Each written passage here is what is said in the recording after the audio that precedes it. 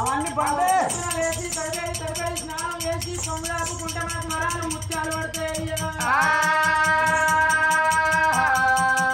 తప్పతాయి వచ్చినావు గుమ్మిని ముట్టినట్టు ఉంటే అవి మనకి ఏదన్నా ఆటంకం జరుగుతుంది. నాలా వద్దు వద్దు నీ కాలు మొక్కుతాయ్యా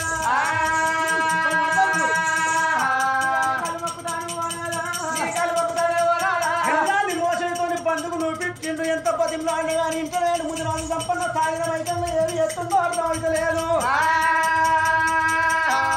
గుమ్మి కూడా కావట్టేనా గుమ్మి కూడా కావట్టేనా గుమ్మి కూడా కావట్టేనా గుమ్మి కూడా కావట్టేనా మూతలు తీయబట్టే సంపన్న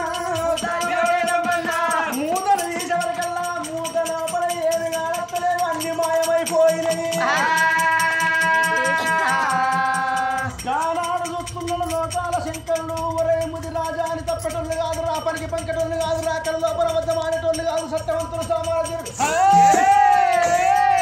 పాండవులు ఎత్తిండ్రా గుమ్మి మూత తీయకరా కొడుక ఏడేళ్ళ ఎట్టగాల వద్దన్నారు. ముది రాజు సంపన్న కౌసు వీసి నేర్చుకొని గుమ్మి మూత ఎట్లా తీర్చివిరా. పంచపాండవుల పేరు నిలబెట్టాలంటే ఏడేళ్ళ ఎట్టగాలం తప్పకుండా రావాలి. నాని పిడికడ బండారు క్షేత్రం పట్టేరా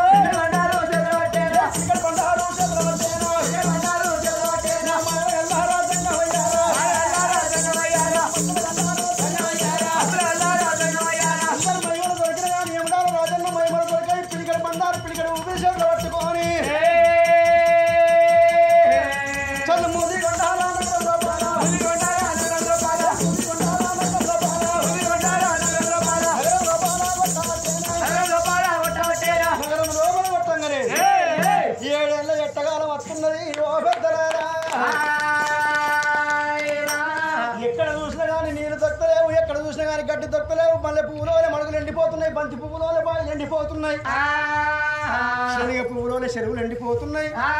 గోదలకు గొడ్లకు గడ్డి దొక్కలేదు, నీళ్లు తాగుదామంటే దొక్కలేవు, అన్నం తిందామంటే కరువైపోతున్నది,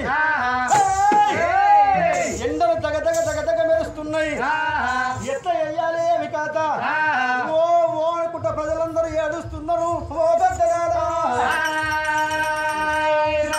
ప్రజలందరూ ఎప్పుడు ఏడుతున్నారో కోటి వేల ముదిరాజు వచ్చి అన్నా నువ్వు కుల దైవానివి, కులానికి పెద్ద మనిషి అన్నా, ఆ దిక్కు నీవే అన్నా దీవు నీవే అని కొడుకులాలా తడివెడి స్నానం చెయ్యుండ్రి అని తడివెడి స్నానం చేసి గంగ కాడికి వచ్చి ఉష్కతోడి లింగాన్ని చేసి శంకరుని పూజలు చేస్తామంటున్నారు కోటి వేల ముదిరాజులు. అయ్యల్లా నారు పోసినోడు నీరు వయ్యల్లాట, కోట తెచ్చినోడు వాటర్ ఇయ్యల్లాట. అంతేనా కాదా? నారు పోసినోడే నీరు పోయాలి, కోట తెచ్చినోడే వాటర్ ఇయ్యాలి. ఎవల గండము ఎవల పిండము. ఎల్లి కచ్చింది ఏముంటది, ఏకిచ్చి కొనుక్కుంటది, మళ్ళీ కచ్చింది ఏముంటది, మాననిచ్చి కొనుక్కుంటది, తోట పెట్టుకున్న తీట గర్జు గడ్డి విక్కోవాలి. జంపన్న నువ్వు ఏవాటి కరవచ్చింది ఎట్లా చేద్దామంటే మన కులదైవం లోకాల శంకరుడు, శంకరుని వేడుకుంది మన బతుకు లేదు, శంకరుని వేడుకుందామని ఉష్కతోని లింగాన్ని తయారు చేసారు.